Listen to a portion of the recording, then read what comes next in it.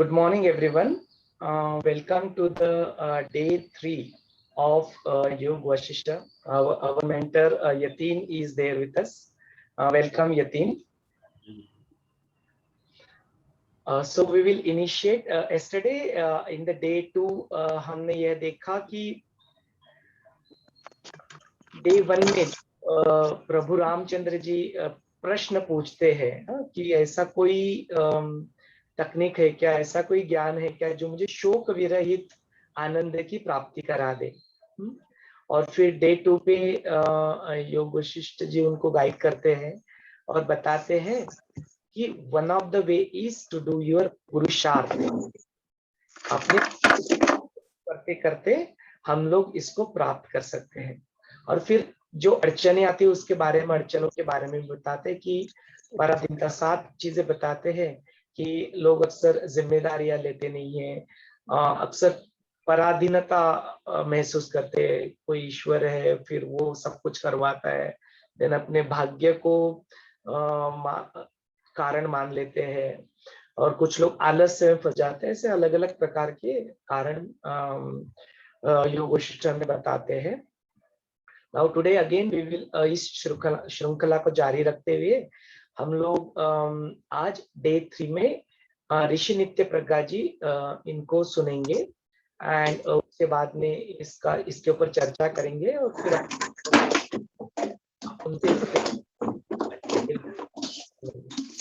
we will start with the day of Yoga Vasishta.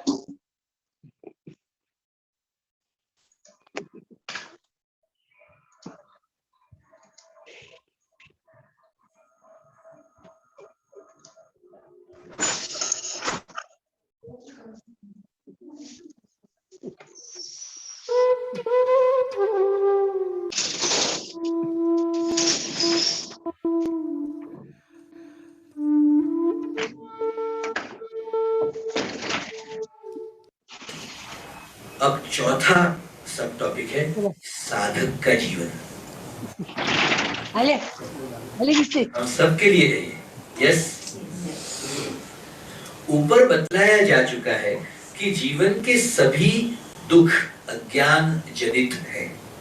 जनित माने उसमें से जन्मे हुए, राइट? अज्ञान से जन्मे हुए, और ज्ञान से, विशेषतः आत्मज्ञान से सब दुखों का नाश और परमानंद की प्राप्ति हो सकती है। यस, आत्मज्ञान प्राप्त करने के लिए परम पुरुषार्थ करना चाहिए, क्योंकि बिना पुरुषार्थ के यहाँ पर किसी भी अर्थ की प्राप्ति नहीं होती। अर्थ माने किसी भी इच्छा की प्राप्ति नहीं होती। यस, अब वशिष्ठ जी ने रामचंद्र जी को यह बतलाया कि आत्मज्ञान द्वारा दुखों से मोक्ष पाने और परमानंद के अनुभव की सिद्धि के लिए किस प्रकार के पुरुषार्थ की आवश्यकता है। यस, पुरुषार्थ का महत्व एस्टैब्लिश किया पहले, फिर किस प्रकार का पुरुषार्थ करना चाहिए उसके बारे में, साधक के जीवन के बारे में है। सबसे पहला सब टॉपिक,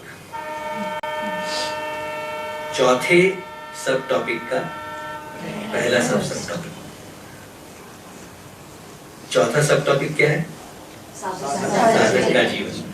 उसका पहला सब टॉपिक है चित्त शुद्धि। This is beautiful. यहाँ एडवांस कोर्स आता है। सबसे पहली बात जो साधक को करनी चाहिए वह है मन की शुद्धि, क्योंकि बिना चित्त के शुद्ध हुए उसमें आत्मा का प्रकाश नहीं होता। मन शुद्ध हुए बिना न शास्त्र ही समझ में आते हैं और न गुरु के वाक्य। आत्मानुभव तो दूर ही रहा। इसलिए कहा है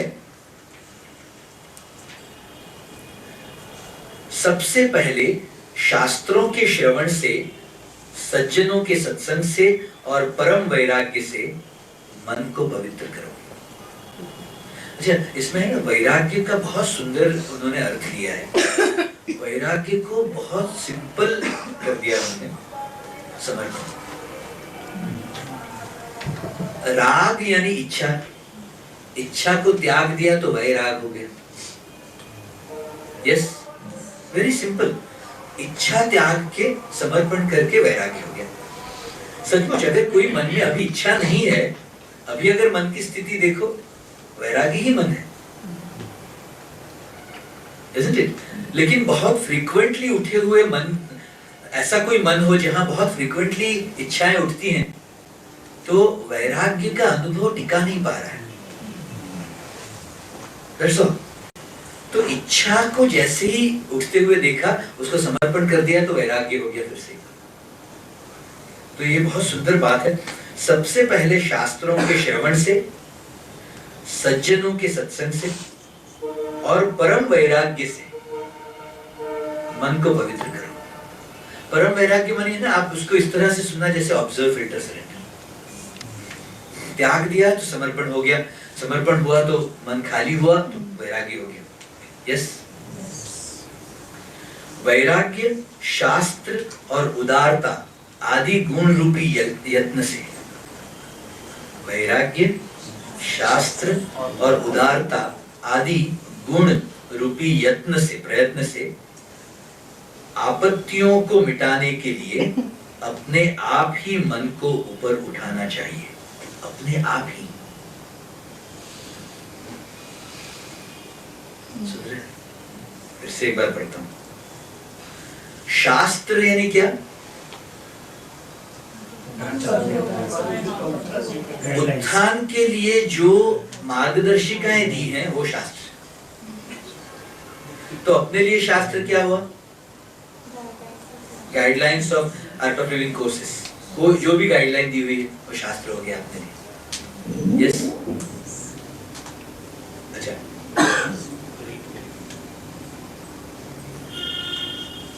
वैराग्य क्या है?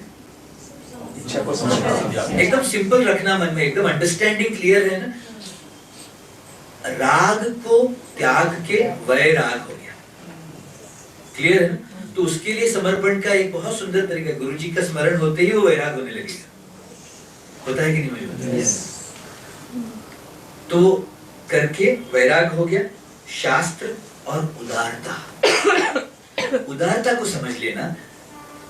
ये है ना, ये अगर सिंपल समझ में आने वाली बात है तो इनसिक्योरिटी को त्यागने की बात है। मैं इनसिक्योरिटी को त्यागने की इसलिए मैं बात कह रहा हूं क्योंकि तुम देखोगे ना, तुम्हें दुनिया में बनाए रखने के लिए ये इनसिक्योरिटी बहुत ज्यादा बड़ा रोल निभाती है। जहां तुम्हें सिक्योरिटी नजर आती है, किसी संबंध में, पैसे में, नौकरी में, कोई पोजीशन मिला है उसमें, सिक्योरिटी तुम्हें जहां नजर आई है वो तुम्हें उदारता से दूर ले जाएगी।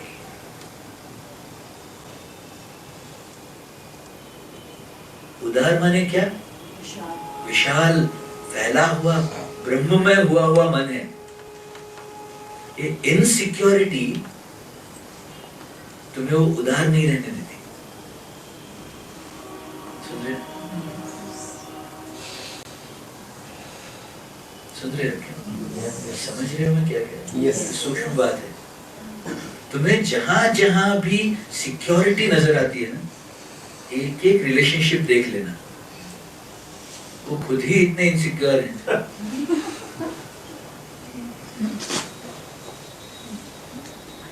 वो होने पर तुम्हारे जीवन में सिक्योरिटी होने का भ्रम है तुम्हारे जीवन में, उस भ्रम को देख लेना, डिनाई नहीं करना। डिनायल कहते हैं ना, दंभ कहते हैं। सुन रहे? वैराग्य, शास्त्र और उदारता आदि गुण रूपी प्रयत्न से आपत्तियों को मिटाने के लिए अपने आप ही मन को ऊपर उठाना चाहिए। उसका एक सिंपल अनुभव मैं आपको वर्णन कर रहा हूं। जो गुरुजी हमें ऑरा मेडिटेशन में कराते हैं, मन को ऊपर उठाते हैं, फैलाते फैलाते फैलाते ऐसा हो जाता है जैसे पूरे विश्व में हम छा गए, मन छा गया।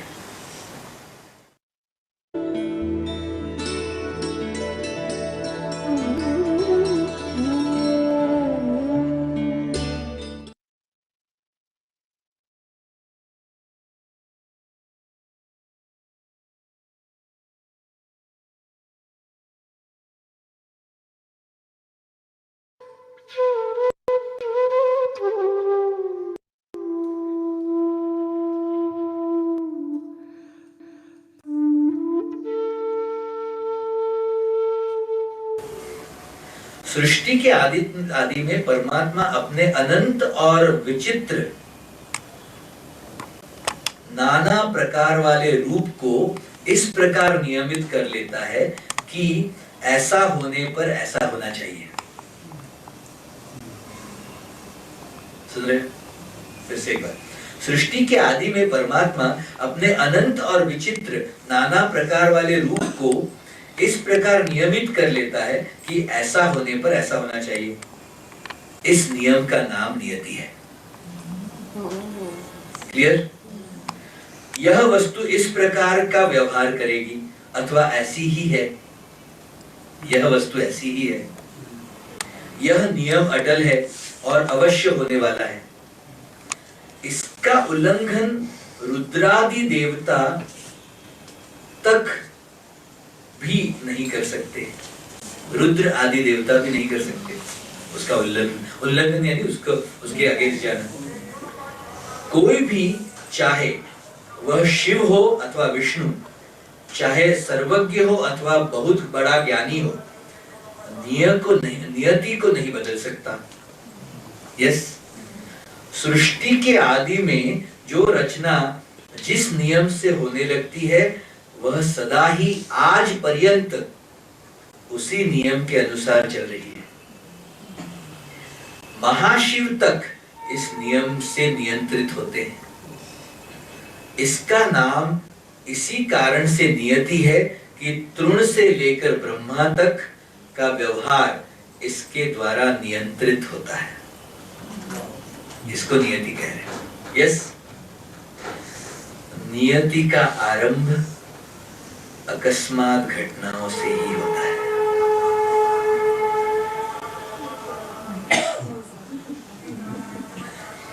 नियति का आरंभ अकस्मात घटनाओं से ही होता है। जगत में कार्य कारण रूपी नियति, कार्य कारण, कार्यों का कारण नहीं, कार्य को करने वाली कार्य कारण रूपी नियति का चारों ओर साम्राज्य है। यस, नियति का साम्राज्य नहीं रह सकता, जैसा कि ऊपर बतलाया जा चुका है। लेकिन यह कार्य कारण संतति यानी माता, करने वाली नियति, ये कार्य कारण जो नियति है अकस्मात ही आरंभ हो जाती है और एक बार आरंभ होकर अटल रूप से स्थित हो जाती है। स्वप्न में नियति अनियति का क्या स्वरूप है? स्वप्न में जब जैसा अनुभव हो जाए वही उस समय नियत ज्ञान होता है। कई बार जागृत अवस्था की नियति स्वप्न में काम नहीं करती। अच्छा, तुम अगर थोड़ा सा सूक्ष्मता से देखोगे, तुमने ये अनुभव किया है कि नहीं पता नहीं, मैंने हजारों बार ये किया हुआ है। स्वप्न देखते देखते मन में जो इच्छा उठे उस तरह से हम स्वप्न बदल सकते हैं। कितने लोगों ने अनुभव किया इसका?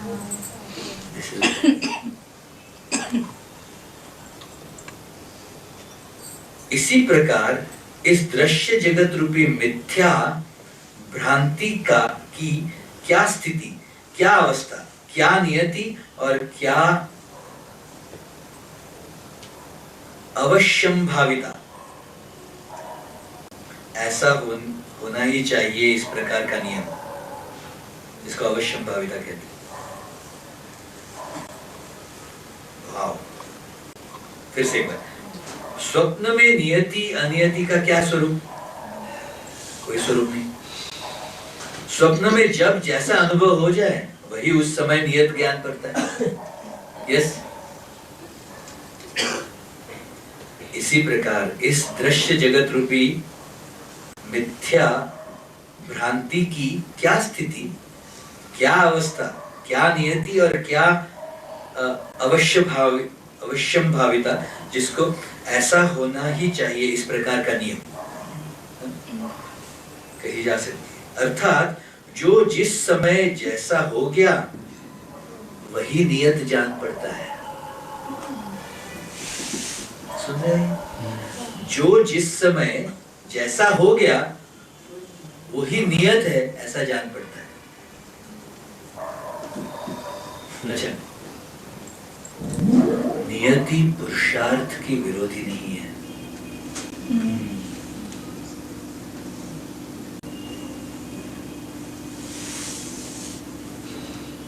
आज मैं जानबूझ के ये टच करना चाह रहा हूं, आप इसके ऊपर मनन करिए थोड़ा, कल इसके बारे में ज्यादा चर्चा करेंगे।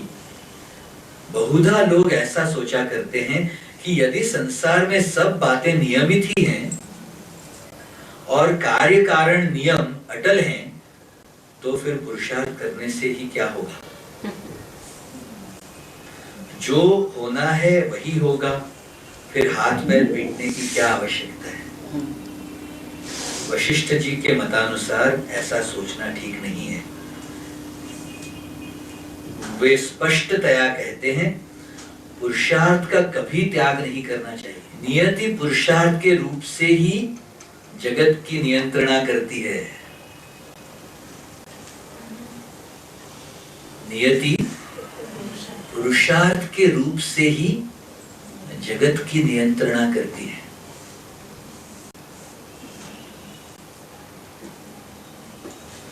अर्थात पुरुषार्थ द्वारा ही नियति सफल होती है। पुरुषार्थ और नियति में कोई विरोध नहीं। पुरुषार्थ द्वारा फल की प्राप्ति होती है, यह भी नियति का ही एक अंग है। Are you listening? Yes. ये बात अगर समझ में आई हो तो ताली बजाए बगैर रह नहीं पाओगे। पुरुषार्थ और नियति में कोई विरोध नहीं है। पुरुषार्थ द्वारा फल की प्राप्ति होती है, यह भी नियति का ही एक अंग है। वाह। यदि उचित कारण पुरुषार्थ द्वारा उपस्थित नहीं किए जाएंगे तो भला इच्छित फल कैसे प्राप्त हो सकेंगे? एक और बॉम्ब डाल के आज कंप्लीट करते हैं। प्रबल पुरुषार्थ कभी कभी नियति को भी जीत लेता है।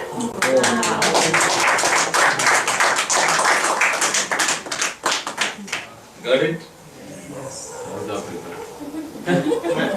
अच्छा, उसका जो 6 वाक्यों का टेक्स्ट है वो पढ़ लें। प्रबल पुरुषार्थ कभी कभी नियति को भी जीत लेता है। यह मन जिस प्रकार की नियति की कल्पना करता है, वह उसी प्रकार कभी नियत और कभी अनियत पदार्थों की कल्पना करता है। सुन रहे हो? यह मन जिस प्रकार की नियति की कल्पना करता है, वह उसी प्रकार कभी नियत और कभी अनियत पदार्थों की भी कल्पना करता है। इस प्रकार से यह मन अपने संकल्पित पदार्थों की भांति नियति का भी कल्पना करने वाला है। इसी प्रकार ये मन अपने संकल्पित पदार्थों की भांति नियति का भी कल्पना करने वाला है। खुद की ही नियम बनाता है या नियति की भी वो कल्पना करता है कि ऐसा है तो ऐसा ही होता है। तो तथास्तु वाली जो बात कहते हैं, कृपा में तथास्तु है ही, तुम जो अपने अंदर डेवलप कर होने देते हो वही होता रहेगा।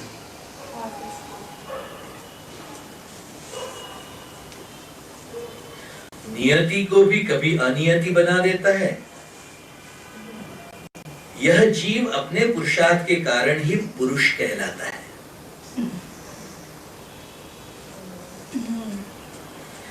वह जैसा जैसा संकल्प करता है संसार में वैसा ही होता है, अन्यथा प्रकार से नहीं। वह जैसा जैसा संकल्प करता है इस संसार में वैसा वैसा ही होता है, अन्यथा प्रकार से नहीं। अर्थात वास्तविक कर्ता जीव का संकल्प ही है, नियति नहीं। अर्थात वास्तविक कर्ता जीव का संकल्प ही है, नियति नहीं। नियति तो नियमित रूप से प्रकट होने का नाम है। नियति सृष्टि का नियम है, सृष्टि करने वाली नहीं है। सृष्टि करने वाला जीव है। सृष्टि करने वाला जीव या मन कहो, बस। यस।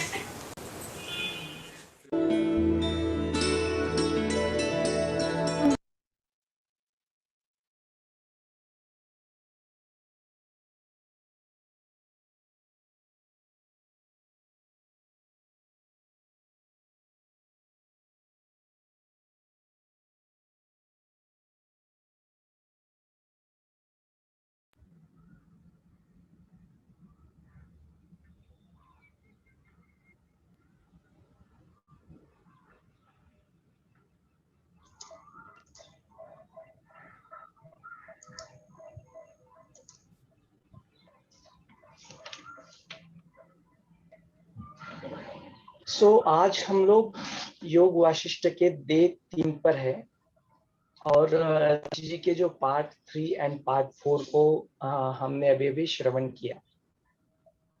तो अगर जस्ट जिसमें नटशेल में अगर इसको देखा जाए तो ऋषि जी आज वैराग्य के बारे में बात करते हैं, जो हमें यतीन ने भी कल समझाया कि राग का ना होना वैराग्य की स्थिति को उत्पन्न करता है। देन उसमें भी 2 प्रकार के वैराग्य यतीन ने हमें बताया कि पैसिव वैराग्य एक हो जाता है और एक एक्टिव वैराग्य हो जाता है।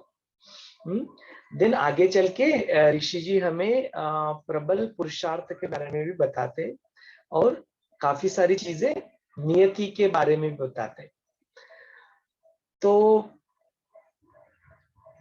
इसके बारे में बहुत सारे स्टेटमेंट आज करते हैं ऋषि जी और बहुत सारे प्रश्न भी उठाते हैं एंड डेफिनेटली हम में से कई सारे लोगों के भी मन में ये प्रश्न डेफिनेटली उठते रहेंगे। तो यदि हम लोग अभी क्या कर लेते हैं, एक बार जो आज जो कुछ भी सुना है वो सब आपका उसके बारे में क्या अनुभव है, एक्सपीरियंस है, उसको एक बार सुन लेते हैं। आपके मन में इसके बारे में क्या प्रश्न है उसको जान लेते हैं और फिर हम लोग यतीन को रिक्वेस्ट करेंगे to walk us through deep dive into this. इसके प्रश्नों के बारे में चर्चा करेंगे, उसके बारे में और गहराई में जानने की कोशिश करेंगे। बिकॉज कई सारे प्रश्न अपने मन में आ जाते हैं, ऑब्स्टेकल्स आ जाते हैं। यहाँ पे देख रहा हूँ चार्ट में भी यहाँ पे कुछ प्रश्न डाले हुए, तो will take up all this things.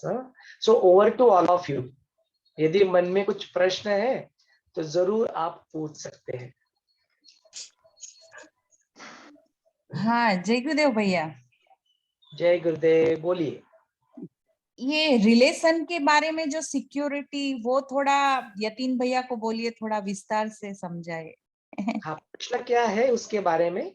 Security, वो रिलेशन के बारे में पर्टिकुलर है ना कि सिक्योरिटी है ना, उसके बारे में वो चर्चा। थोड़ा डिटेल में। वो तो रिलेशन में तो सिक्योरिटी लगता ही है व्यवहारिक जीवन में। हाँ, जिस तो चीज को वो तो कंफ्यूज करने वाली बात हो गई। कोई बात नहीं, उसके बारे में डिटेल में चर्चा करेंगे ना। सिक्योरिटी, हम लोग जिस चीज को एक्चुअली सिक्योरिटी समझते हैं ना, फिनेंशियल सिक्योरिटी, रिलेशन में सिक्योरिटी, तो उसके बारे में डेफिनेटली चर्चा करेंगे। Thank you. ठीक है। आवाज जरा बराबर नहीं आता है। हाँ समझ बोलिए। आवाज समझ समझ सुनने तो नहीं आता है। हाँ वो थोड़ा थोड़ा कभी कभी टेक्निकल प्रॉब्लम की वजह से आवाज का, अभी तो ठीक आ रहा है ना? हाँ, Yes? मुझे वो समझता नहीं थोड़ा। हाँ कोई बात नहीं, अभी यतीन समझाने के लिए तो यतीन जी को बुलाया है। हाँ ना, बहुत अच्छा बोलते, बहुत अच्छा है। आप पीडीएफ में थोड़ा लिखते भेजो तो, पीडीएफ। हाँ इसका तो क्योंकि बुक, योग वशिष्ठ रामायण है ना, कठिन है जरा। एक्चुअली बुक्स काफी सारे अवेलेबल है, बुक्स पढ़ के चीजें समझ में आती नहीं है, इसीलिए तो फिर संतों को बुलाते हैं, इसीलिए तो पीपल लाइक यतीन, लेकिन ये बहुत जिन्होंने अच्छे समझा है देते ना, हैं। हाँ, जिन्होंने इसको जाना हुआ है, अपने जीवन में उतारा हुआ है, ऐसे लोगों से अनुभव सुनते हैं ना उनके, तो और ज्यादा ये हो जाता है। अदरवाइज बुक्स तो काफी सारे अवेलेबल है ही। और नहीं पर उन्होंने इनका हमें बोलना बहुत अच्छा है। हाँ, क्या कहा कि डेफिनेटली आपको बहुत बुक, बढ़िया समझाते, समझाया बहुत बढ़िया। यदि आपके मन में कुछ प्रश्न है दादी तो पूछ सकते हैं।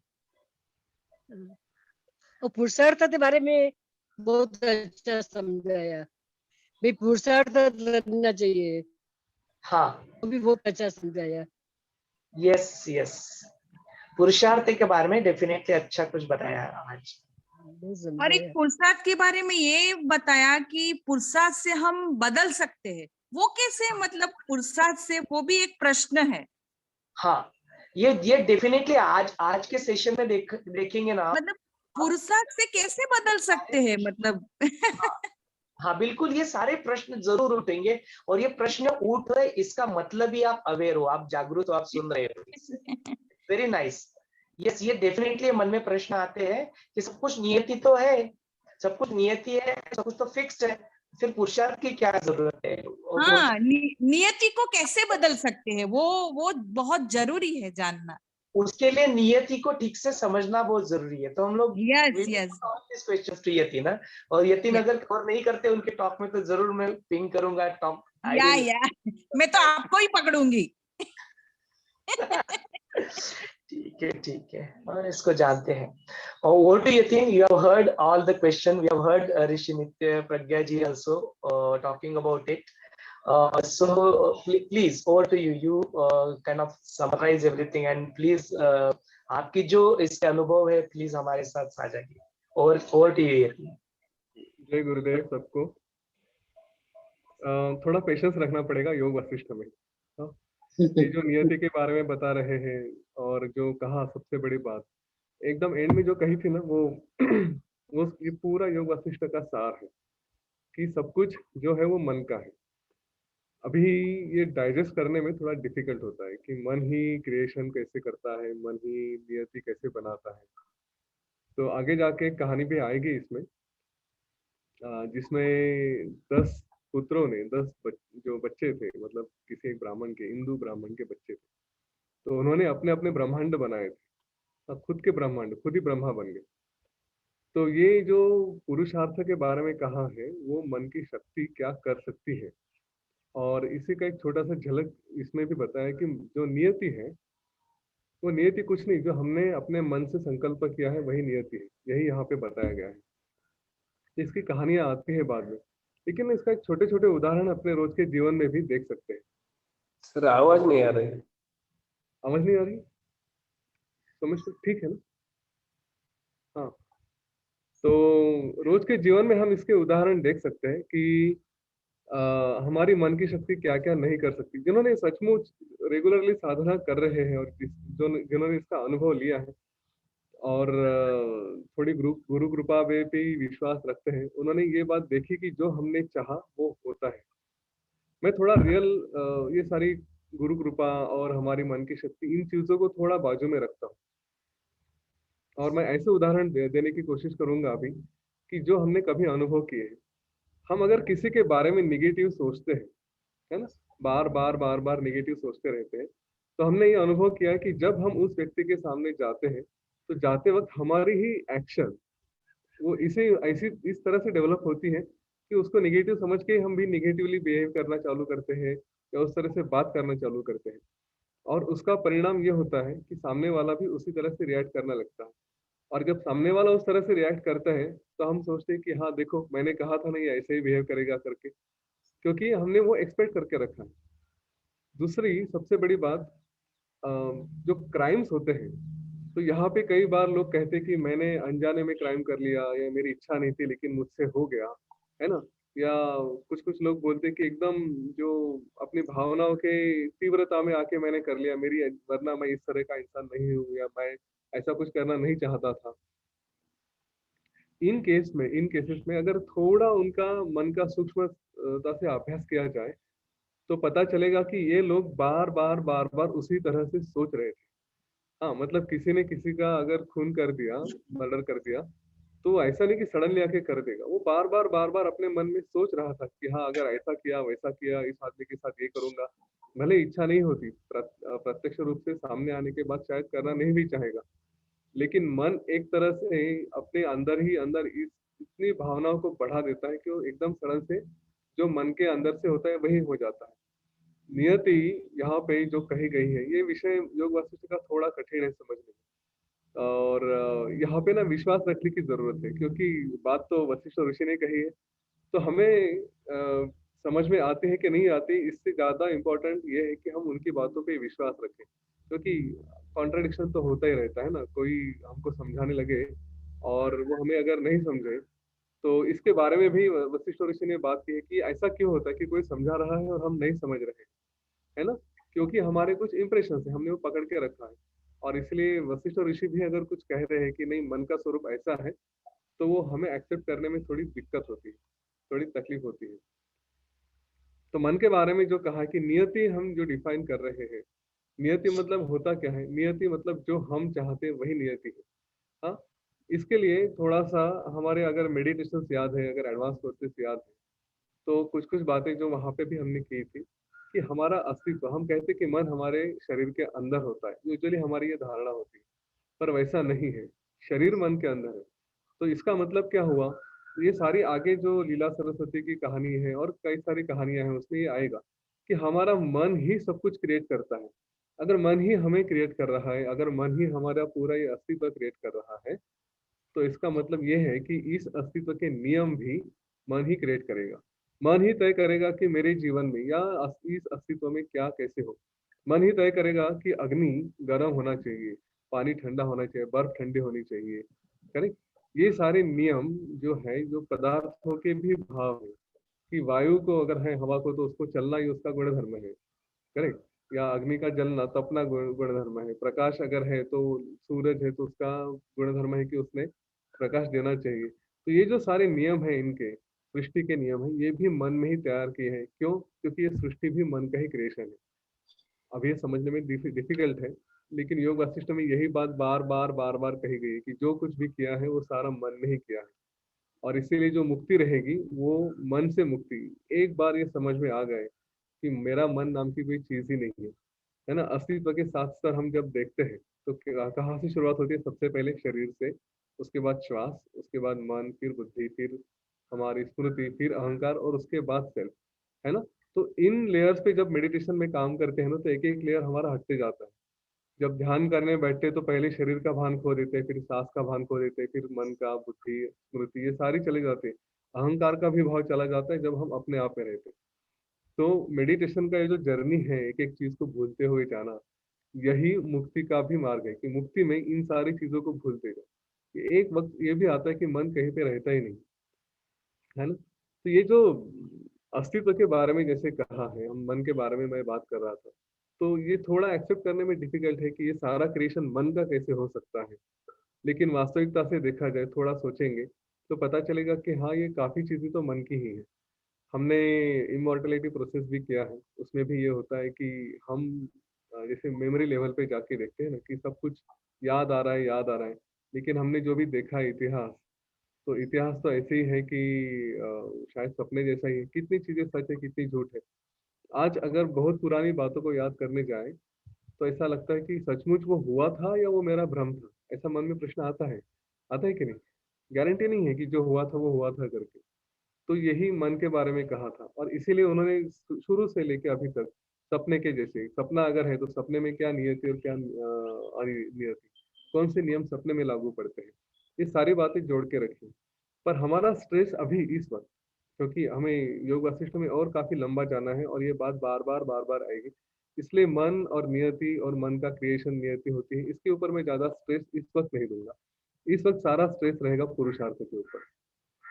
और पुरुषार्थ में जो बातें कही गई है कि अगर पुरुषार्थ है तो नियति फिर भी पुरुषार्थ के कंट्रोल में ही होती है, नियति उसके साथ ही सपोर्ट करती है ना। वो किसी ओम शांति ओम मूवी की डायलॉग है, अगर किसी चीज को दिल से चाहो तो सारी कायनात उसे मिलाने में लग जाती है, ऐसी कोई तो डायलॉग है। तो वो सच है, एकदम सच है कि हम पुरुषार्थ मतलब जो हम करेंगे वो उसके हिसाब से हमें उसके फल मिलेंगे, और नियति उसके अगेंस्ट नहीं जा सकती, क्योंकि नियति भी पुरुषार्थ का ही भाग है। नियति ने तय किया है कि अगर पुरुषार्थ करेंगे तो ये ऐसा होगा, ठीक है। लेकिन नियति कहाँ से आती है? वो भी मन से ही आती है। जब पुरुषार्थ करने की बात करते हैं हम लोग, तो पुरुषार्थ में क्या आता है, कहाँ से शुरुआत होती है?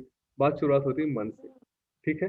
अगर मन शुरू करेगा कि हाँ मुझे ये करना है, वो करना है, इस तरह से काम करना है, तो वो हो गया पुरुषार्थ। और नियति कहाँ से आती है? नियति भी मन से ही आती है। मैं नहीं मन ने ही तय कर दिया था कि ऐसा किया तो ये होना चाहिए करके। दोनों चीजें एक दूसरे से जुड़ी हुई है, एक दूसरे को वो सपोर्ट करते, अपोजिट हो ही नहीं सकती, ठीक है। तो अगर गलत काम किए तो उसकी पनिशमेंट मिलेगी, ये भी नियति है, और ये भी हमारे मन ने ही तय कर लिया है। अब ये कैसे तय किया है, ये किस तरह से डिसाइड होता है, क्रिएशन कैसे होता है, ये सारी बातें आगे जाके डेफिनेटली आएंगी। योग वशिष्ठ बहुत आगे जाना है हमको, काफी चैप्टर्स अभी पढ़ने हैं, तो उसमें ये बात बार बार आती जाएगी कि ये मन ने ही सब कुछ क्रिएट किया है करके। तो इसके बारे में संशय मत रखिए। और ये अभी हमको डाइजेस्ट करना मुश्किल हो रहा है, ये सवाल आया था कि कैसे इस बात को डाइजेस्ट करें। तो वशिष्ठ ऋषि ने इसके बारे में कहा है कि हमारे कई जन्मों के इम्प्रेशंस हैं, जिसकी वजह से हमें ये सब कुछ जो क्रिएशन है ये सच लगता है ना। अगर आपको कोई आके कहे कि नहीं ये जो देख रहे हो ये सपना है, इस बात पे विश्वास नहीं होगा, और स्वाभाविक है नहीं होगा, क्योंकि कई जन्मों से हमने वो इम्प्रेशन लेके आए हैं। यहाँ तक कि हम जब कोई जॉब चेंज करते हैं, एक जॉब से दूसरी जॉब में जाते हैं, तो हमारे पुराने जॉब के इम्प्रेशंस लेके हम दूसरी जॉब में जाते हैं। तो दूसरी जॉब की जो नए रूल्स है, सिस्टम है, उनको एक्सेप्ट करने में तकलीफ होती है, आसानी से एक्सेप्ट नहीं कर सकते। ऑन द अदर हैंड, जैसे एक लड़की शादी करके दूसरे घर में जाती है, तो अपने पुराने कल्चर लेके, पुराने संस्कार लेके वहां पे जाती है, तो नए संस्कार भी उसको स्वीकारने में मुश्किल होती है। क्यों? क्योंकि पहले के इम्प्रेशंस बड़े स्ट्रांग हैं, वो तोड़ना मुश्किल हो जाता है ना।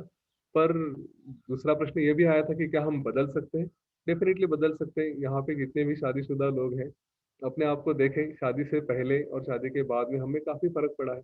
वो छोड़िए शादी के बाद की बात, समय से भी हमारे अंदर फर्क पड़ा है। हमने जैसे जैसे अपना सराउंडिंग चेंज किया, हमारा जैसे जैसे कल्चर चेंज होते गया, तो वहाँ पे जाके हमें फर्क पड़ा है। आप देखेंगे कोई बच्चा जो एक किसी ऑर्डिनरी स्कूल में जाता था, वहां से उठ के अगर अच्छे स्कूल में जाने लगा, तो वहाँ के कल्चर लेके उसने अपने आप को ग्रो किया है। आज हम देखते हैं ना, कई जगह लोग बदल चुके हैं। उनका एक कल्चर हुआ करता था, अगले किसी और कल्चर में गए तो बदल गए। मैं यूजुअली एक मिलिट्री का भी एग्जांपल देता हूँ कि कोई गांव का लड़का है और जाके उसने अगर मिलिट्री का ट्रेनिंग ज्वाइन कर लिया, मिलिट्री में गया या पुलिस में गया, 2 साल का उनका रिगरस ट्रेनिंग होता है, तो वहां से जब बाहर निकलते हैं तो काफी फर्क पड़ जाता है। तो ये बदलाव तो होता ही है, बदलाव नहीं होगा ऐसा नहीं है। पूरी हमारा जो मन है ना, वो अनेक चीजों का एक क्या बोलते हैं उसको, हम इंग्लिश में कहते हैं it is the sum total of all things that are happening. तो बदलाव तो होना ही है, वो नहीं होगा ऐसी बात नहीं है। और क्या प्रश्न था? रिलेशनशिप के बारे में था, रिलेशनशिप के ऊपर हम सिक्योरिटी और रिलेशनशिप है ना। तो पुरुषार्थ के हिसाब से अगर देखा जाए तो आप सबसे श्रेष्ठ हैं, और हम रिलेशनशिप में सिक्योरिटी देखते हैं कि जैसे मेरे पिताजी हैं, मेरी माता है, मेरे बेटे हैं, मुझे अगर कुछ हो गया तो मेरी पत्नी है, या ये लोग मेरे भाई बहन, ये सब मुझे देखेंगे, कुछ गड़बड़ होगी तो मुझे हेल्प करेंगे, है ना। उनके अंदर हम वो एक सिक्योरिटी का फीलिंग लेते हैं। रिसेंटली मैं एक सिचुएशन से गया था कि जहाँ पे किसी के पिताजी बहुत बीमार थे, और वो सुबह 6 बजे ही अपने साथी को बताएगा कि नहीं मुझे बात करनी है, ये करना है, I am feeling very insecure, क्योंकि इनका क्या होगा, उनका क्या होगा। लेकिन समय का चक्र ऐसा है, आज आप फिर से देखिए, इसीलिए मैं वो आई थिंक सबका हैप्पीनेस प्रोग्राम हो चुका है ना, तो इमॉर्टलिटी प्रोसेस भी हुआ है वहाँ पे ना। उसमें एक छोटी सी बात कही थी कि बचपन में हम जब देखते हैं, तो हमारी अगर कोई सहेली है या दोस्त है, तो उसमें हमें बहुत सिक्योरिटी लगती है। एक 5-6 साल का बच्चे को देखो, कि अगर आज वो फ्रेंड है तो एकदम सिक्योर लगता है कि हाँ मेरा फ्रेंड है करके, और वो फ्रेंड अगर टूट जाता है किसी वजह से तो कितना रोना धोना करते हैं, बस पूरा आसमान नीचे लेके आ जाते हैं ना, जमीन आसमान एक कर देते हैं, अपने पेरेंट्स को तकलीफ देते हैं, उनको जाके कन्विंस करना पड़ता है दूसरे बच्चे को, अरे इससे दोस्ती बनाओ, ऐसा करो।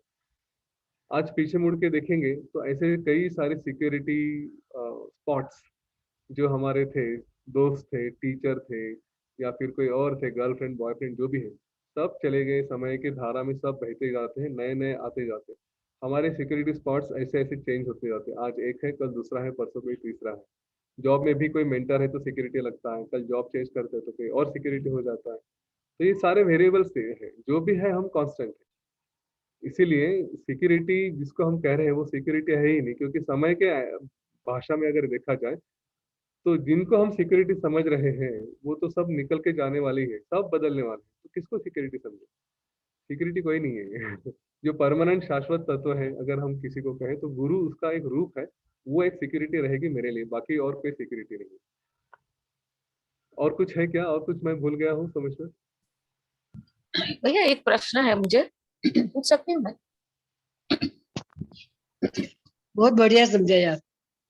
अभी आपने मन के बारे में बताया जी। कि जैसे संकल्प करते हैं वैसे वैसा वैसा होता है। जी। तो मतलब जैसे सोचते हैं कि रिलेशंस के बारे में या कुछ, कोई ऐसा नहीं चाहता है कि गलत मतलब मेरी लाइफ में ऐसा कुछ गलत हो सकता है या होगा। सबको ऐसा ही इच्छा संकल्प होता है कि सब बढ़िया ही है, रिलेशंस अच्छे हैं, बिजनेस अच्छा चले। फिर भी ये मन का स्वभाव है, नेगेटिविटी पकड़ता है, वो हम बेसिक कोर्स में सीखे हैं। तो मन का नेचर है वो नेगेटिव पकड़ता है। तो अगर मतलब कोई बिजनेस कर रहा है तो सोचे कि कुछ नुकसान हो जाएगा, ऐसा मन में उठता रहता है। तो फिर क्या ऐसा नुकसान ही हो जाता है, अगला संकल्प बन जाता है क्या? और ये वो जो पॉजिटिव संकल्प डालने के लिए क्या करना चाहिए? हाँ, चलो आज इस पे बात कर लेते हैं। बहुत इंपॉर्टेंट बात, बहुत इंपॉर्टेंट सवाल पूछे आप। यहाँ पे ना कई सारे एंगल्स हैं, मैं जोड़ने की कोशिश करता हूँ, देखता हूँ जिस तरह से जिस सीक्वेंस में आएंगे बात करेंगे। पहली बात आपने कही कि अगर मेरे मन में नेगेटिविटी आती है तो उसी तरह से बात हो सकती है, और मन का नेचर ही है कि नेगेटिविटी आए करके, है ना, ये पहली बात। दूसरी बात, पॉजिटिव सोचना चाहिए हमेशा, ताकि पॉजिटिव बातें घटे। अभी इसमें मेरा अगर अप्रोच देखा जाए तो मैं किस तरह से, देखिए मैं कोई ऋषि नहीं हूँ, कोई ज्ञानी नहीं हूँ, मैं एक भक्त हूँ, बस इतना मैं बोल सकता हूँ। तो मैंने जो सीखा है वो आपके सामने रख रहा हूँ, जो पढ़ाई से आया है। आप चाहिए तो क्रॉस वेरीफाई कर सकते हैं, अगर पसंद है तो ले भी सकते हैं, ठीक है। तो वो मेरा एक मेरी रिक्वेस्ट रहेगी कि पूरी तरह से रिलाय नहीं करिए, मैं अपनी तरफ से जो बताने की कोशिश करूंगा मेरे अनुभव से और ये योग वशिष्ठ पढ़ने से जो आता है वो मैं अपने पर्सपेक्टिव रख रहा हूँ। देखिए, हमें बार बार कहा गया है कि निगेटिव थॉट्स को आप ज्यादा बढ़ने ना दें। तो निगेटिव थॉट्स ना दो तरह के हैं। एक है कि ऐसे आ जाता है सडनली, कुछ तो हुआ और मन में आ गया निगेटिव थॉट। दूसरा है उसको पकड़ के रखना, ठीक है। तो जो पकड़ के रखने की बात है ना, ये हमारे हाथ में होता है। और वो अवेयरनेस कैसे आएगा? वो अवेयरनेस आता है हमारी क्रिया के माध्यम से। साधना जब करते हैं, तब जब करते हैं तो उसमें हमारा अवेयरनेस बढ़ जाता है कि इसलिए नॉलेज और साधना दोनों एक साथ होनी चाहिए। जब अवेयरनेस आता है कि मेरे मन में नेगेटिविटी आ गई, ज्ञान क्या है कि नेगेटिविटी आना अच्छी बात नहीं है। तो पहला बात है, नेगेटिविटी आ गई मेरे मन में, लेकिन उसको पकड़ के नहीं रखना है, उसको छोड़ दो, ठीक है। अभी छोड़ना है तो पॉजिटिव थॉट्स लेकर आ सकते हैं। रिलेशनशिप रहे, बिजनेस रहे, कुछ भी रहे, इसमें ये हमारे हाथ में है कि हम पॉजिटिव थॉट्स लेकर आ सकते हैं, सोच सकते हैं। निगेटिव थॉट आ गया वो मोमेंटरी, अवेयरनेस आ गया रोक दिया। पॉजिटिव थॉट मैं कंटिन्यूसली कर सकता हूँ। कैसे कर सकता हूँ? तो हम में से काफी लोगों ने इस बात को देखा होगा कि कई तरह के जो आध्यात्मिक मार्ग हैं उनमें जैसे किसी को जप करने के लिए कहा जाता है कि आप बार बार इस शिव का किसी मंत्र का जाप करो। अब कोई कहता है कि नहीं होता मुझसे जाप, तो कहते कि लिख के निकालो। तो उनको 1000 बार 1,00,000 बार लिख कर रखने के लिए कहते कि लिखो, दिन में 100 बार तो लिखो, दिन में 1000 बार तो लिखो। तो मंत्र लिखने रखते हैं दिन भर, उसकी वजह से वो पॉजिटिव काम होता ही जाता है अपने आप से। आप लिख रहे हैं तो पॉजिटिव बातें हो ही रही। अगर आपके मन में कोई नेगेटिव बातें बार बार आ रही है तो बैठ के पॉजिटिव ही सोचना शुरू करें। हस्बैंड वाइफ के बारे में यूजुअली मैं रिलेशन ये एग्जांपल देता हूँ कि होता है कि कुछ थोड़ा सा नेगेटिव हो गया तो मन में सोचना आ जाता है, जैसे हस्बैंड सोचना शुरू करता है कि ये ऐसी ही है, इसी तरह से बिहेव करती है, हमेशा ऐसा करती है। तो मन का नेचर है, एक बार भी हो गया तो हम उसको टाइटल देते हैं, ये बार बार ऐसे करते हैं, हमेशा ही ऐसे करते हैं ये विचार जब आता है तो तुरंत अवेयर हो जाना कि हाँ ये हो रहा है, और उसको पॉजिटिविटी में कन्वर्ट करके पॉजिटिव सोच लेकर आनी चाहिए। देखिए पॉजिटिव चीजें क्या क्या है, आपको जो चाहिए, जो करवाना है, वो विचार ले कि हाँ ये ऐसे हो रहा है, होगा नहीं, हो रहा है, इस तरह से सोचना है उसको कि ये है आज की तारीख में। ये पहली बात होगी, ठीक है। तो अवेयरनेस और ये क्या बोलते हैं उसको, उसका पॉजिटिव थिंकिंग, यह हमारे कंट्रोल में, हम ये कर सकते हैं, ये भी पुरुषार्थ का भाग है। हम जो कर सकते हैं वो हमारे हाथ में। अब जो नेगेटिव की बात करें कि नेगेटिव थॉट्स आते हैं, और हमें यूजुअली बताया गया है कि हम साधक हैं, तो हमारे जो भी विचार हैं वो मैनिफेस्ट होते हैं, वो रियलिटी में आते हैं। तो डर लगता है कि अरे मेरे मन में अगर नेगेटिव विचार आते हैं तो क्या ये हो जाएगा सचमुच। यहाँ पे सरेंडर की भावना आती है। अभी जो मैंने पॉजिटिव विचारों के बारे में कहा, वही बात थोड़ी और आगे लेके जाऊंगा और सरेंडर की बात करूंगा कि अष्टावक्र गीता में जैसे कहा है कि हम डूअर नहीं है, वी आर नॉट डूअर, हम करने वाले नहीं है ना। सामने वाला भी करने वाला नहीं है, हम भी करने वाले नहीं है। जो कुछ भी है वो हमसे करवाया जा रहा है। पुरुषार्थ और ये दोनों बातें अलग है, ठीक है, इसको हम थोड़ी बाद में देखेंगे। लेकिन हम डूअर नहीं है, तो करवाने वाले कौन है? हमारे गुरु हैं। हमारे हाथ में क्या है? हमारे हाथ में action.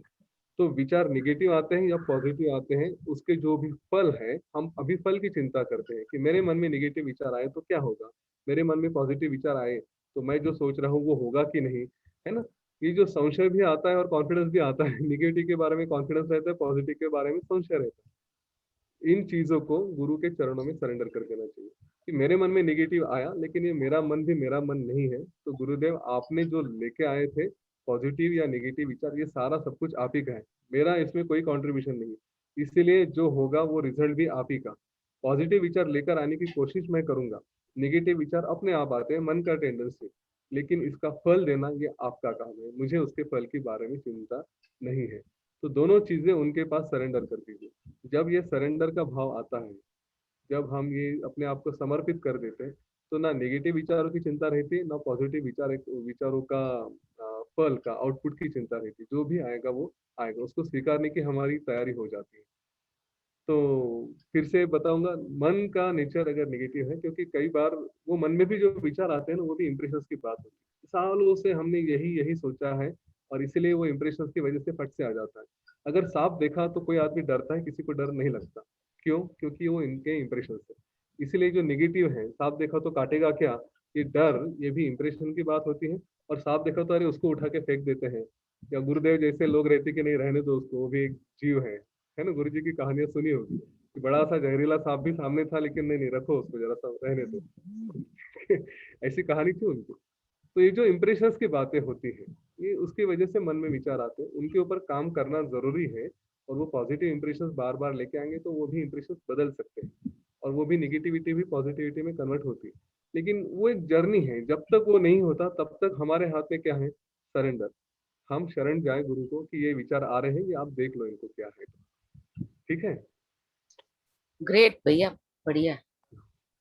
Sir, mediation is the best solution for you. हाँ हाँ बिल्कुल।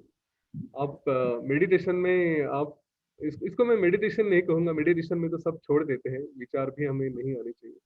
लेकिन विचार करना ये जरूरी है कि आप चाहिए तो आराम से बैठिए। अगर अपने मन की टेंडेंसी नेगेटिव विचार बार बार आ रहे हैं तो बैठ के उसके ऊपर काम करें, पॉजिटिव विचार लेके आए, दिशा प्रणाम करें। दिशा प्रणाम से भी हमारे मन के ऊपर काफी प्रभाव पड़ता है, वो भी कर सकते क्योंकि भैया मैंने देखा है कि जिसके जीवन में बहुत सारे मुश्किलें आई हैं, बहुत सारे ऐसे इंसिडेंट्स हुए, उसका माइंड का वो नेचर हो जाता है कि फिर कुछ नहीं भी हुआ होता है, फिर भी ऐसा हो, भूतकाल में ऐसा हुआ है तो अभी तो नहीं होगा ना, ऐसा माइंड सोचने लगता है। हैं। भाई इंप्रेशन की बात है, लेकिन सरेंडर करें। सरेंडर करना जो सीखते हैं उनको फिर कोई हाँ, डर और नहीं। फिर हाँ, वो तो बढ़िया बोला आपने। लेकिन जो आपने ये बोला ना कि पॉजिटिव विचारों को मतलब करना चाहिए, लेकिन जैसे किसी की जीवन में अभी परिस्थिति बहुत दुखद है या ऐसा कुछ चल रहा है, तो अभी वो मन वो स्वीकार नहीं करेगा कि हाँ बहुत बहुत बढ़िया बिजनेस चल रहा है, बहुत बढ़िया, लेकिन वो मन तो बोलेगा कि नहीं अभी तो कुछ नहीं चल रहा है, कैसे वो उसका विश्वास करें? वो चॉइस आपके हाथ में है। दो रास्ते हैं। एक रास्ता डेफिनेटली जो संतों ने बताया कि नेगेटिव विचार करोगे तो डूबोगे ही डूबोगे। दूसरा विचार है कि पॉजिटिव विचार लेके आओ बस। और लेकर आने में अगर नहीं हो रहा है तो जैसे कहा कि लिख के रखिए। मन अगर हमारे हाथ में नहीं हो तो हाथ हमारे हाथ में है। हाथ, कलम और पेपर, इसके ऊपर लिखना शुरू करें। अच्छा है, अच्छा है, अच्छा है। इंप्रेशंस बदलने बहुत जरूरी होते हैं। अगर नहीं बदल सक रहे हैं तो उसको प्रयत्न किए जाए। और ये नहीं होता कि बदलते नहीं करके, जैसे मैंने सोल्जर का एग्जांपल दिया। एक गांव का छोरा जो कभी 10 बजे सुबह उठेगा, कुछ करना नहीं है, आलस में पड़ा रहेगा, मिलिट्री में जाके तो सुबह 4 बजे उठना ही पड़ेगा, डिसिप्लिन में आना ही पड़ेगा। तो ये तो होता ही है कि प्रयत्न किए। और इसीलिए पुरुषार्थ का महत्व यहाँ पे बार बार कहा गया है। प्रयत्न हर लेवल पे करनी चाहिए। शरीर के लेवल, पुरुषार्थ का यूजुअली मतलब हम लेते हैं कि शरीर के लेवल पे उठ के ये पढ़ूंगा, वो पढ़ूंगा, ये काम करूंगा, वो काम करूंगा। इतना ही नहीं, मन के लेवल पे भी उसके बहुत प्रयत्न करने जरूरी है। और मन के ऊपर कैसे जाते हैं तो शरीर, श्वास और मन, इन तीनों से हमारा मन तक पहुंचते हैं। ऊपर से जर्नी अंदर तक जाता है ना। तो शरीर से प्रयत्न करेंगे, लिखेंगे लिखेंगे, प्राणायाम करेंगे, ध्यान करेंगे तो अपने आप मन में आता है। जैसे नेगेटिव विचार आने शुरू हो गए तो अपने सांस के ऊपर ध्यान लेके जाए कि देखिए मेरी सांस कैसी चल रही है। अपने आप नेगेटिव विचार शांत हो जाते हैं। तो ये चीज कर सकते हैं। थैंक यू भैया।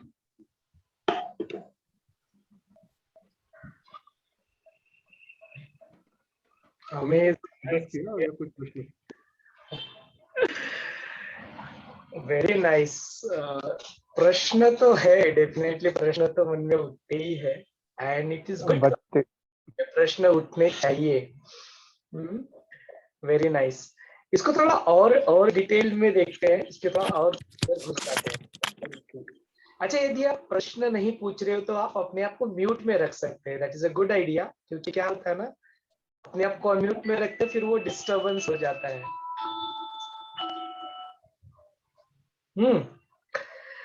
तो नियति की बात चल रही है एक्चुअली, एंड पुरुषार्थ की बात चल रही है, एंड वैराग्य की बात चल रही है। तीनों चीजें आज काफी प्रोमिनेंटली आते हुए दिखाई दी।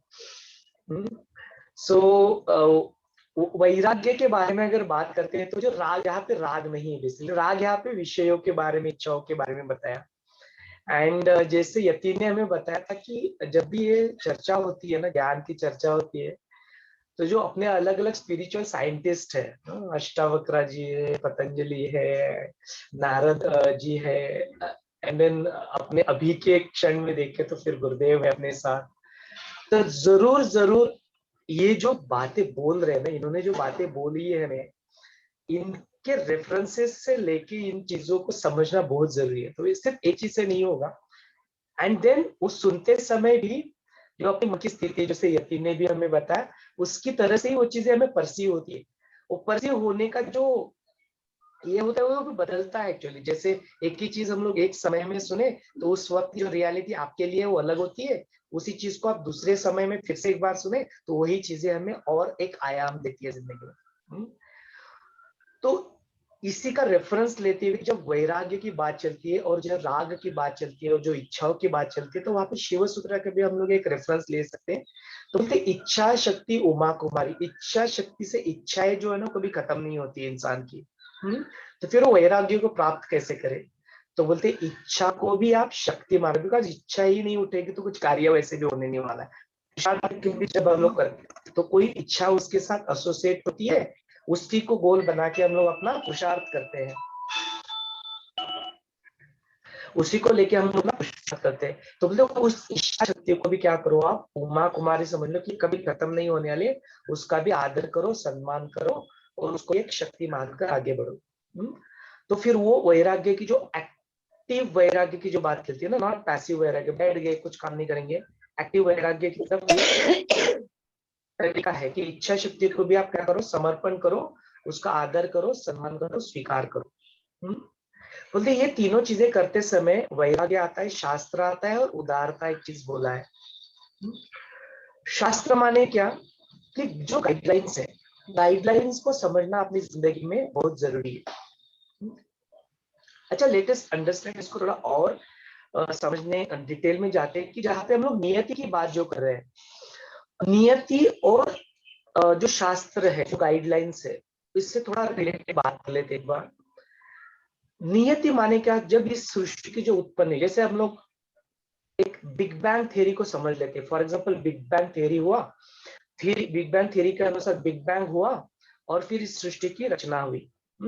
फिर सृष्टि की रचना हुई तो सब जो दिखाई देता है मैटर, और जो मैटर नहीं है वो माने एक चैतन्य है, एनर्जी है, डिवाइन एनर्जी है वो, एंड देन जो मैटर है जो दिखाई देता है रूप में। तो यहाँ पे एक शब्द यूज किया गया था, जब इसकी सृष्टि की रचना हुई तो एक अनंत रूप ले लिए। तो सृष्टिकर्ता ने क्या लिए, अनंत रूप ले लिए।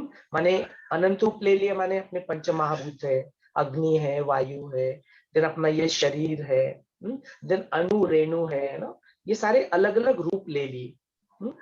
तो जो नियति की बात चलती है तो इस प्रकृति का क्या होता है, एक अपना अपना एक नियम होता है, अपनी अपनी गाइडलाइन के अनुसार ये चलती है। फॉर एग्जांपल जैसे अग्नि है तो जलाती है, ये उसका स्वरूप हो गया। एंड हर एक चीज की देखो अपना अपना एक प्रकृति है, जब पेड़ है, पौधे है, पानी है, ये जो पूरा सृष्टि है, ब्रह्मांड में हर एक चीज का एक अपने अपने प्रकृति के अनुसार वो चीजें हो रही है। उसी को नियति बोल रहे हैं यहाँ पे। अच्छा, देन अगला सवाल आता है कि पुरुषार्थ कैसे, और फिर ये नियति जो है ये अगर कुछ है, एक चीज है और देन मेरे लिए वो नियति अलग बन जाती है, यतीम के लिए वो नियति अलग बन जाती है, दादी के लिए वो नियति अलग कैसे बन जाती है, तो वहां पे पुरुषार्थ आता है और एक परसेप्शन की भावना आती है। इसको थोड़ा मैं बताता हूँ डिटेल में, इसको समझते हैं। फॉर एग्जाम्पल एक एटम है, और एटम में क्या होता है, अलग जाके अंदर देखोगे तो एक न्यूट्रॉन होता है और एक प्रोटॉन्स होता है जो घूमते रहते हैं उसके बीच में, एक सेंटर में एक न्यूक्लियस होता है। और कहते हो न्यूक्लियस में बहुत बहुत ज्यादा पावर होती है। ये क्या हो गई, एक एटम की प्रकृति हो गई, माने उस एटम का क्या हो गया, नियम हो गया, इस नियम के तहत वो काम करती है। अभी देखते हैं कि पुरुषार्थ उस नियति को कैसे बदलता है। तो ये एक साइंटिस्ट होता है, वो क्या करता है, वो न्यूक्लियर फ्यूजन से उस न्यूक्लियस को तोड़ता है, उसके अंदर से जो उत्पन्न हुई ऊर्जा शक्ति होती है, उस ऊर्जा शक्ति को क्या करता है, यूज करता है और एटॉमिक एनर्जी जनरेट करता है। माने आप एटम को तोड़ोगे, उसमें से ऊर्जा उत्पन्न हो गई, ये उसकी प्रकृति हो गई, ये उसकी नियति हो गई। एक साइंटिस्ट उस न्यूक्लियस को तोड़ के उसमें से ऊर्जा उत्पन्न करता है, ये उसका पुरुषार्थ हो गया, उसकी नियति उसके लिए बदल गई। एक अलग अलग आतंकवादी होता है, वो उसी को एटम बॉम्ब बनाता है, उसी न्यूक्लियस को तोड़ता है, उसमें से क्या करता है, एटम बॉम्ब बना के एटम बॉम्ब का यूज करता है। देखो प्रकृति न्यूक्लियस की वही है कि उसको ब्रेक करोगे तो ऊर्जा निर्माण होगी, योग्य नियति, योग्य प्रकृति। आपका पुरुषार्थ ने आपको उसको एटॉमिक एनर्जी बना दिया, चैनलाइज कर दिया, तो यूज हो गई। एक आतंकवादी ने उसी एनर्जी को, एटम को ये किया, ब्रेक किया, एटॉमिक एनर्जी को एटम बॉम्ब बना दिया, उसी से विनाश हो गया।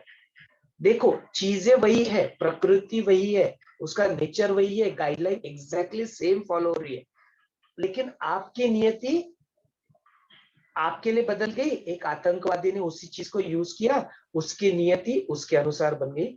यही पे वो पुरुषार्थ आ जाता है पिक्चर में, कि एक साइंटिस्ट ने अपना पुरुषार्थ दिखाया, तो वो एनर्जी को भी यूज कर लिया, उसका ब्रह्मांड के लिए, हमारे लिए, ह्यूमैनिटी के लिए उसको एनर्जी के रूप में प्रस्तुत किया, उसका यूज हो गया।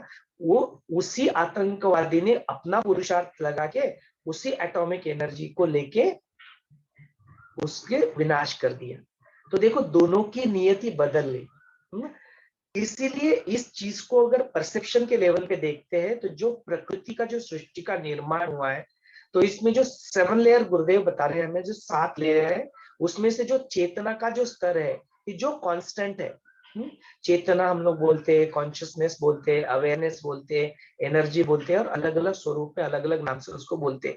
उसको अगर छोड़ दिया जाए तो बाकी के जो अस्तित्व के जो 6 स्तर है, जहाँ पे फिर पंच महाभूत आ जाते हैं, अपने पंचेंद्रिय आ जाते हैं, फिर अपना उसमें मन में आ जाता है। एंड देन यतीन जी ने हमें बताया कि जो एक स्टोरी होती है ना, कि वो जो 7 बच्चे रहते हैं ब्राह्मण के, और फिर वो अपना अपना उप ब्रह्माभूत बन जाते हैं, अपना अपना ब्रह्मांड क्रिएट कर देते हैं। How does that is there? इसको थोड़ा और डिटेल में समझने के लिए एक एग्जांपल लेता हूँ कि गुरुदेव भी बताते हैं इस एग्जांपल के बारे में। जो हमारा डोर रहता है, वो डोर क्या करता है, एक अंदर वाला इंसान जाके उस डोर को ऐसे जाके बैंग कर देता है। उसी समय की एक स्थिति रहती है कि वहां पे डोर पे कोई वहां पे रहता है सामने, एंड देन वो अपने आपके घर में जस्ट आने ही वाला है। तो देखो कैसे नियति और कैसे पुरुषार्थ और हर किसी का ब्रह्मांड कैसे अलग अलग होता है। हाँ? तो ये जो अंदर वाला इंसान होता है उसको तो कुछ ये है, उसको कुछ अपनी पूजा चल रही है, बाहर से कुछ डिस्टर्बेंसेस आ रहा है, वो जाके उस दरवाजे को बंद कर देता है। इसकी नियति, उसका पुरुषार्थ और उसका परसेप्शन अबाउट द सिचुएशन अलग है। बाहर वाले बंदे को क्या लगता है, देखो देखो मैं तो यहाँ पे आया और इसने कैसा ये बंदा है, कैसे ये लोग हैं, मेरे ऊपर डोर को बैंग कर दिया। देखो उसकी नियति, उसका पुरुषार्थ, उस सिचुएशन के बारे में उस इंसान का परसेप्शन, उसका ब्रह्मांड अलग है। कहाँ से उत्पन्न हुआ है ब्रह्मांड, वहीं पे बात आ जाती है। फिर नितिन जी ने बताया कि सब मन का खेल है। इस अंदर जो बैठे वाला इंसान है, जो पूजा करने वाला है, उसका पूरा मन लगा हुआ है पूजा करने में। उसको बाहर से डिस्टर्बेंस आता है, वो जाके दरवाजा बंद कर देता है। उसका अलग ब्रह्मांड तैयार हो गया उसके मन के अनुसार। जो बाहर वैकला व्यक्ति जो डोर के बाहर खड़ा हुआ है, उसका ब्रह्मांड अलग हो गया, बिकॉज उसने उस पर्टिकुलर चीज को अलग तरह से परसीव किया। तो यहाँ पे वो दो ब्रह्मांड की बात आती है कि जो है वो है, वैसा ही है। डोर बंद हुआ एक जस्ट घटना है, लेकिन उस घटना को अंदर वाला इंसान और बाहर वाला इंसान उनके मन के स्थिति के अनुसार अलग अलग तरीके से परसीव करता है। इसलिए बोलते हैं कि आपका ब्रह्मांड अलग है, वो आपके मन के स्थिति के अनुसार अलग हो जाता है। किसी और का ब्रह्मांड वो अलग है, वो उसके मन के स्थिति के साथ उस चीज को वो परसीव करने में ये होता है। इसीलिए बोलते हैं ना कि योग वशिष्ठ चीज बोल रहे हैं, लेकिन उसके बावजूद भी जो सुनने वाले जो होते हैं वो उस चीज को अलग अलग तरीके से परसीव करते हैं। क्यों? बिकॉज ये जो उनका ब्रह्मांड खुद का बनाया हुआ है ना, उसमें कई सारे चीजें है ना, जैसे यतीन जी ने बताया ना कि पास्ट इंप्रेशंस काफी सारे कैरी हुए हैं, जो उनके मन की स्थिति है, जो वो सोचते हैं, उसके अनुसार उनका खुद का ब्रह्मांड तैयार हो गया है। जो है वो नहीं, रियलिटी अलग है कुछ। जो आपका जो ब्रह्मांड है, इट इज जस्ट लाइक जो रियलिटी है उसके लिए आपका जो ब्रह्मांड है, it is just like a dream, it is your own dream. इसलिए वो रियल एंड अनरियल में वो ये बताते कि आप जिस चीज को समझ रहे हो कि रियल है, वो तुम्हारे लिए सिर्फ रियल है, तुम्हारे लिए परसेप्शन है, बट रियलिटी तो कुछ और ही है। और इसका रेफरेंस अगर देखा जाए तो मैट्रिक्स मूवी में भी दिखाई देता है ना, जो नियो रहता है वो ऐसे सोया पड़ा हुआ रहता है, एंड एक्चुअली अक्सर तो सारी मशीनें कंट्रोल कर रही है, they are just using that human being as a capsule. और फिर कुछ लोग होते हैं जो अपना ओरेकल होता है वो जानता है, और वो फिर इसमें से सबको निकालता है। तो अपना oracle is there with us, और गुरुदेव इज देयर विद अस, जो हमको इसमें से निकाल रहे कि देखो चीजें क्या है, जिसको चीजों को ठीक से आप देखो। तो ये है, इसके बारे में जान करना आगे बढ़ के इट्स एब्सोल्युटली ओके। आपको जो लग रहा है ना वो आपके परसेप्शन से लग रहा है, एंड देन इसको चेंज कैसे करना है, तो आपके पुरुषार्थ से आप आपकी खुद की नियति को चेंज कर सकते हो। बिकॉज जो ओरिजिनल नियति है वो तो कुछ और ही है, वो रियलिटी तो कुछ और ही है। हम लोगों ने जो अपने लिए जो नियति बना के रखी हुई है, वो नियति जरूर जरूर जरूर आप अपने पुरुषार्थ से चेंज कर सकते हो, ये बात है। तो न्यूक्लियस है, उसको तोड़ोगे तो ऊर्जा शक्ति निर्माण होगी, ये प्रकृति की नियति है, उसको आप चेंज नहीं कर सकते। अग्नि है, अग्नि जलाएगी, उस प्रकृति को आप चेंज नहीं कर सकते, लेकिन अग्नि को आप घर में गैस की तरह यूज कर रहे हो, ये आपकी नियति है, ये आपका पुरुषार्थ है। Yes Nitin, what you say? You are on mute. एकदम सही कहा। मैं एक दो तीन बातें योग वशिष्ठ के बारे में थोड़ा बताना चाहूंगा, ताकि ना ये जर्नी हमारा अच्छा रहे। अभी तो तीसरा दिन है। हाँ देखिए योग वशिष्ठ की ये हमारी सारी जो संकल्पनाएं हैं वो तोड़ने का काम योग वशिष्ठ करता है। ओके, बिल्कुल। तो नेचुरली इसको समझते समझते शुरू में तो यही आएगा कि ऐसे कैसे हो सकता है, ये प्रश्न है। लेकिन जैसे एक छोटा बच्चा रहा और आप उसको मैग्नेट के बारे में समझा रहे हैं कि मैग्नेट है वो लोहे को खींच लेता है, अगर ऐसा बताया गया तो प्रश्न आएगा कि ऐसे कैसे होता है। लेकिन जो वो बार बार उसी को पढ़ता है तो बाद में जाके वही किसी और को समझाता है कि हाँ ये मैग्नेट है, ये लोहे को खींचता है करके। खींच लेता सिंपल है। सी बात है ना।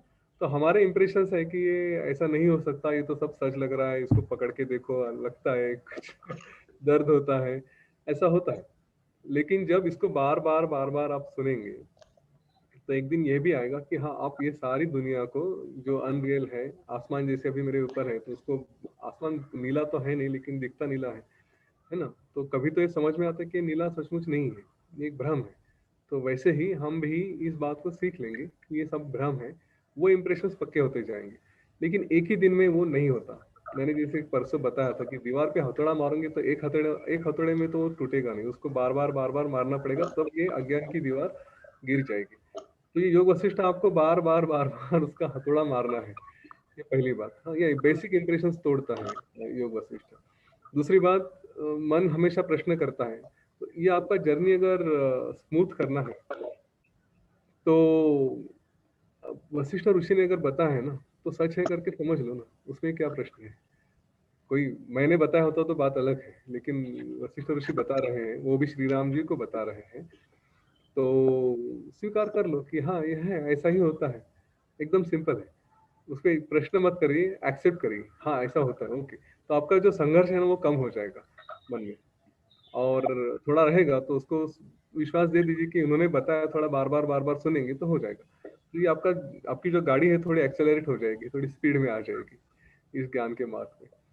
और तीसरी बात, मैंने कहा समय की बात की, पेशेंस रखिए।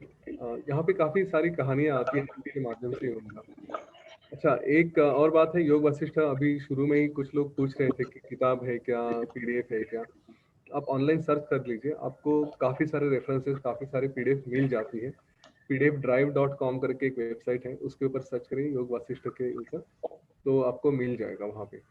लेकिन एक बात है, आप किसी को भी पढ़िए, सुनिए, आपका खुद का पढ़ना बहुत जरूरी है। मैं बार बार इस बात पे स्ट्रेस दूंगा कि समझ में नहीं आता, बोर होता है, योग वशिष्ठ मतलब स्लीपिंग पिल है, पढ़ना शुरू करो तो नींद आ जाती है। ये कई लोगों के एग्जाम्पल है, पर ये एक योग वशिष्ठ ये जीवन की पीएचडी है। पीएचडी की डिग्री अगर अचीव करनी है तो ऑर्डिनरी एफर्ट्स डाल के नहीं होगी। यहाँ पे भी पढ़ने के लिए भी पुरुषार्थ की जरूरत है।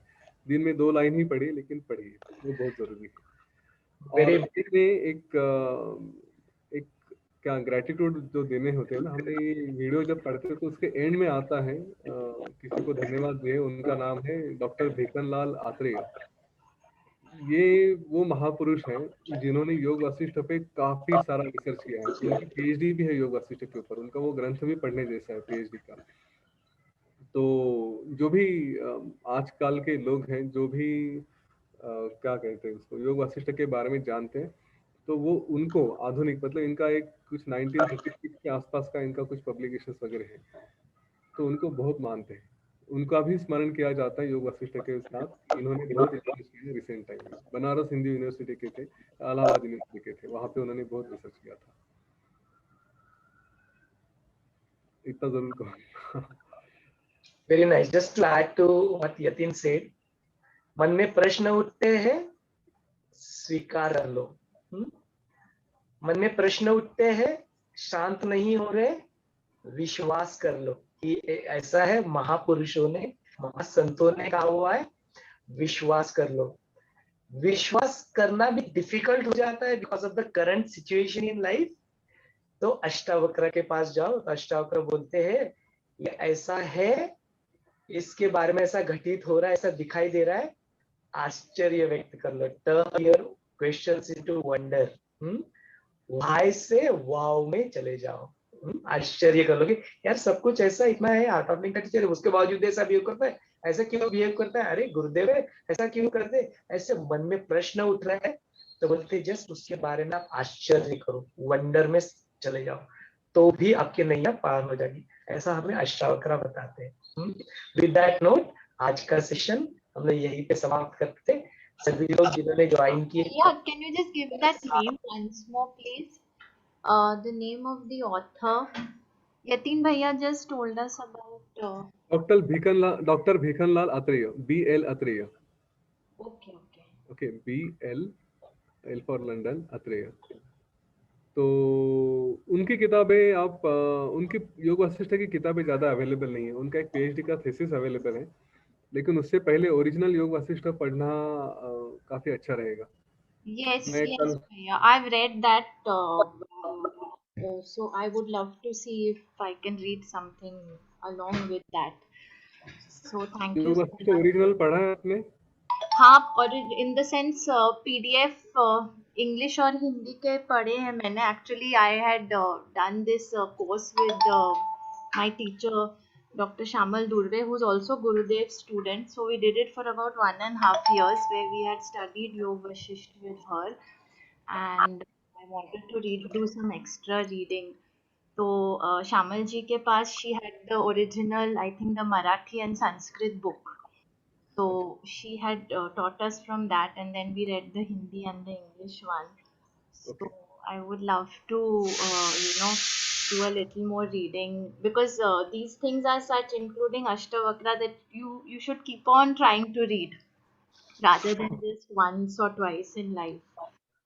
Then you This is keep getting right. different perspectives.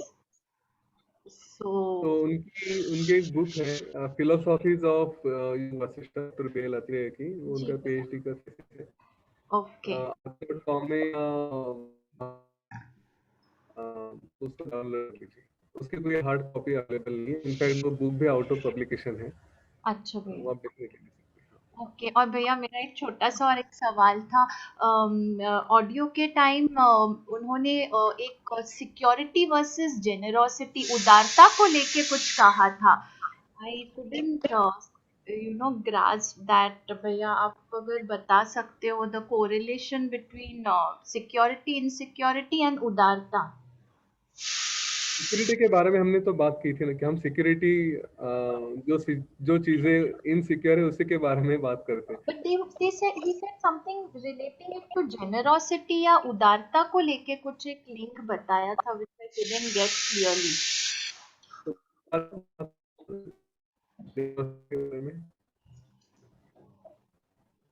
Security और सिक्योरिटी, इनसिक्योरिटी और उदारता के बारे में जो ऋषि जी बोले, वो ये था कि जो सिक्योरिटी, जो हम लोग किसी चीज को पकड़ के बैठ जाते हैं जिंदगी में, वो अपनी जिंदगी में उदारता को कम करता है. तो हम लोग बिगर चीज, जो उदारता जो है ना, उसको देख नहीं पाते, जेनरसिटी को देख नहीं पाते, बिकॉज हम लोग वो छोटे छोटे सिक्योरिटी में अटके रहते हैं. That is what.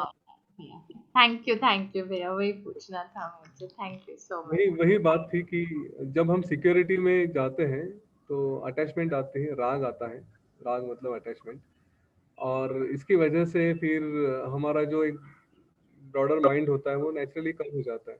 अगर आप सिक्योरिटी अपने परिवारजनों में देखते हैं तो बाकी लोगों की तरफ फिर ध्यान कम हो जाता है ना. अब जब हम समझते कि सारे इनसिक्योर है तो फिर हमें सारा विश्व एक जैसे लगता है, सभी अपने लगते हैं, वो एंगल दूसरी तरफ से आता है.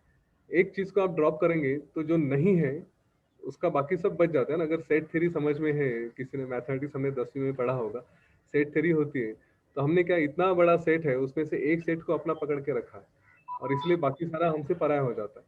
इस सेट को निकाल दो, ये नहीं सब कुछ है, तो फिर सभी अपने हो जाते हैं. फिर वो जेनरोसिटी आती है, एक बड़ा दिल हो जाता है. हम जब हम किसी को, कुछ छोटे बच्चों का होता है, चॉकलेट देने के लिए कहो भाई को या बहन को, तो थोड़ा ये हो जाता है कि नहीं मेरा चॉकलेट है, मैं किसे दे सकता हूँ, या फिर बहुत ही क्लोज फ्रेंड है उसको देंगे. लेकिन जब यही फीलिंग है कि नहीं सब कुछ अपने ही है, सब दोस्त अपने ही है, सब रिलेटिव्स अपने ही है, तो वही बच्चा फिर सबको चॉकलेट बांटने की कोशिश करता है, वही जेनरोसिटी हो जाती है. तो ये एक दूसरे करते हैं, इसको पकड़ के रखोगे तो सारा खत्म हो गया, आपने इसको छोड़ दिया तो सब कुछ आपके सामने ओपन हो गया. थैंक यू भैया. Got. Thank you. Such a nice example you explain. खेल के बैठ जाते हैं और जो generosity how does actually pop. Very nice. With that note, आज डे 3 का सेशन हम लोग यहीं पे समाप्त करते हैं. यतीन जी का बहुत बहुत धन्यवाद. Lot of gratitude and love to Yatin. सभी लोग जो जुड़े हुए हैं यहाँ पे आते हैं सुनने के लिए, उनका सभी का भी बहुत बहुत धन्यवाद. आप लोगों की वजह से आज हम लोग इस सेशन को, वही प्रेरणा है कि इसके बारे में चर्चा हो जाए, सभी तक ये ज्ञान पहुंच जाए. तो really thankful to all the audience, all our viewers. Will continue with this series. इस श्रृंखला को जारी रखेंगे. कल भी, तो आप जुड़ जाइए, लोगों को भी इसके बारे में बताएं। और आप सभी का दिन शुभ हो। इसी के साथ आज का सेशन यहीं पे समाप्त करते हैं। जय गुरुदेव। जय गुरुदेव।